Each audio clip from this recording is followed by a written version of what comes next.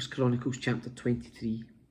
When David was an old man, he appointed his son Solomon to be king over Israel. David summoned all the leaders of Israel together with the priests and Levites. All the Levites who are 30 years old or older were counted, and the total came to 38,000.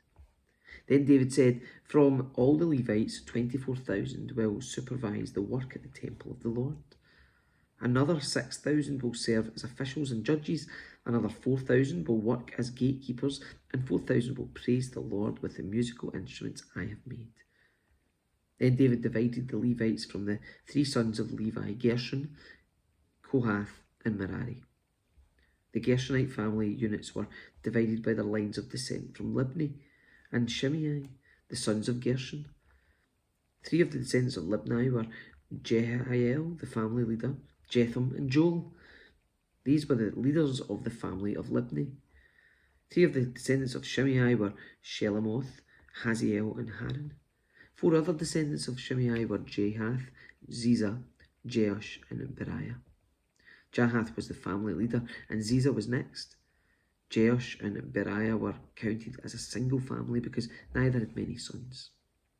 Four of the descendants of Kohath were Amram, Izhar, Hebron, and Uzziel. The sons of Amram were Aaron and Moses. Aaron and his descendants were set apart to dedicate the most holy things, to offer sacrifices in the Lord's presence, to serve the Lord, and to pronounce blessings in his name forever. As for Moses, the man of God, his sons were included with the tribe of Levi. The sons of Moses were Gershom and Eleazar. The descendants of Gershom included Shebuel, the family leader. Eleazar had only one son, Rehabiah, the family leader.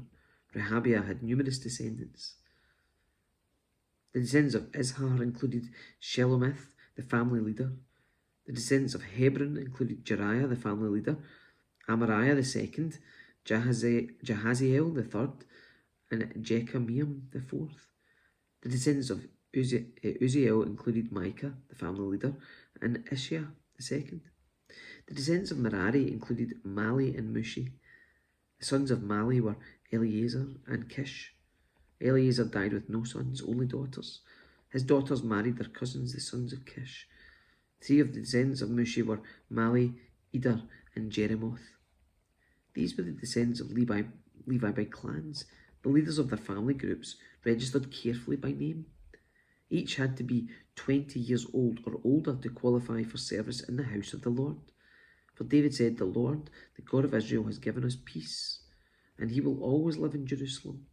Now the Levites will no longer need to carry the tabernacle and its furnishings from place to place. In accordance with David's final instructions, all the Levites 20 years or older were registered for service. The work of the Levites was to assist the priests, the descendants of Aaron, as they served at the house of the Lord. They also took care of the courtyards and side rooms, helped perform the ceremonies of purification, and served in many other ways in the house of God.